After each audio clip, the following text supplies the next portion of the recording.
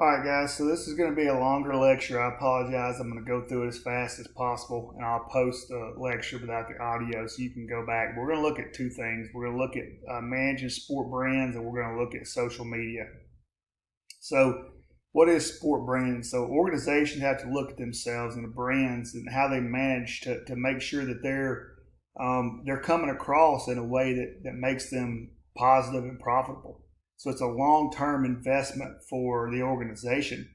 And it starts with a couple of things. It looks like their logo, their name, their symbols, how that name and associated symbols differentiate themselves.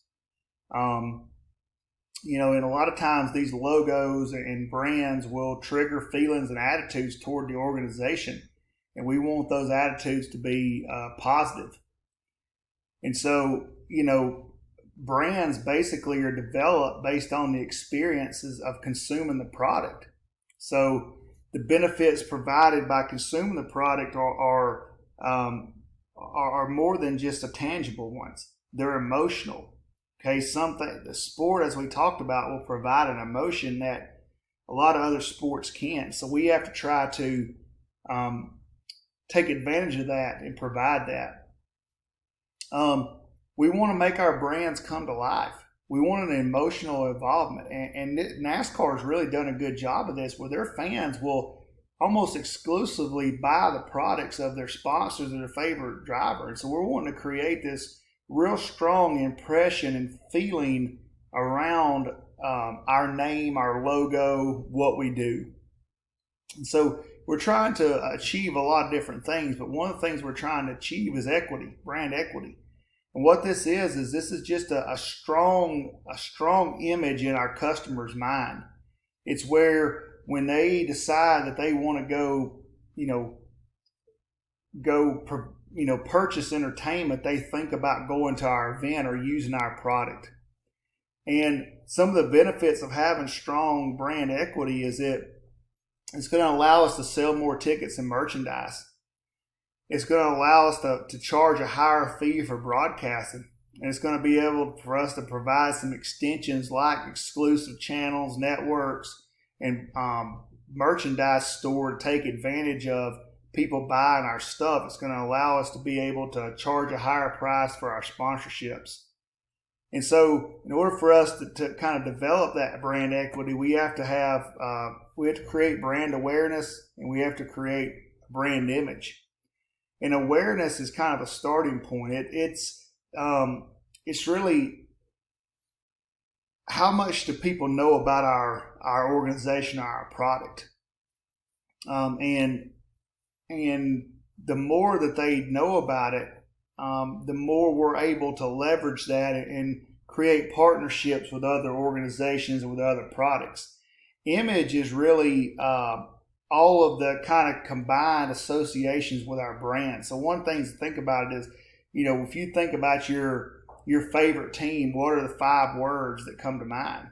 And so we're trying to develop goals to help us nurture our image along and to keep that image strong. And so some sources of our brand association, are a lot of things. We've talked about logos, but it could be our owners, our players, our head coaches, rivalries we have, the entertainment at our event, the venue itself, mascots. All those things are sources of brand images. And then we have to think about that our associations are developed and based on satisfying the needs of our consumers, and they want memories, they want social experiences, they want emotions. And so we have to think about that within not only our product but our organizations. And we have to tie this into our sponsors. Sponsors want to help us enhance and reinforce the brand of their company. So the way they do that is they align themselves with organizations and athletes that help them promote their brand. And so it's not hard to find these. You just have to look and see, what type of athletes and organizations get the most sponsorships, and those are the ones people are wanting to tie themselves to. We also want to look at ways to reinvent our image. Mountain Dew has kind of done this through their sponsorship of kind of offbeat type of sports like X Games type of things. Okay, and they wanted to kind of tie that into being an edgy type of product. And so sponsors are really key on this, and they're trying to make sure that they don't get an association with an athlete or an organization that comes across as being negative. And then obviously athletes have to think about their brand. You as an individual have to think about your brand. They make money off endorsements. Okay, if people see them as favorable, as strong, then they're going to make more money. And they're going to make people want to associate with people who have a good image on the field and off the field. All right, so shifting gears, we want to look at kind of social media. So, we all know about social media. It's kind of platforms that allow us to interact digitally. And people really declare their fan allegiance, and they like to communicate directly with people. And this has really changed the shift in communications.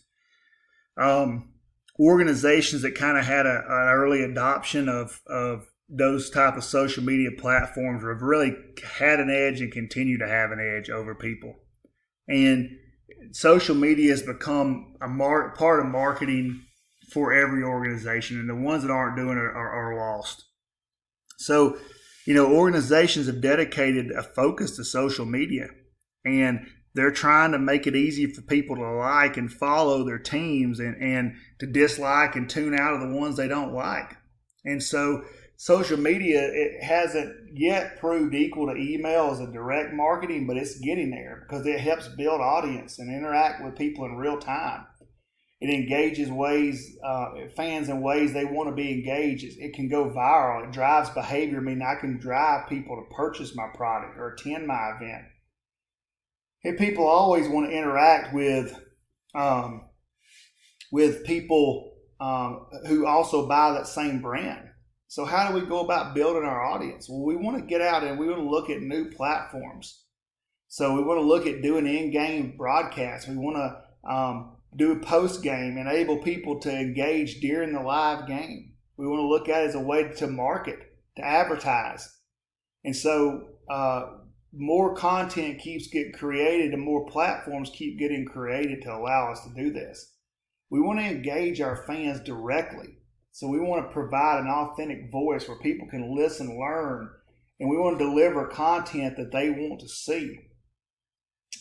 We want to drive their behavior, meaning that we want to, deliver content and breaking news, but we also want to get them to not only come to our events, but we also want to drive them to our sponsors. Because if we can drive them to our sponsors are more willing to give us more money. Okay. University of Michigan has done a really good job of this, by providing experiences, sweepstakes, stuff like that for social media fans. At the University of Tennessee, they've driven people to their games by providing scavenger hunts via Twitter for tickets. So a lot of common questions about social media platforms is how many do we need? How does our organization balance the content? Which platform should take priority? And that depends on your organization.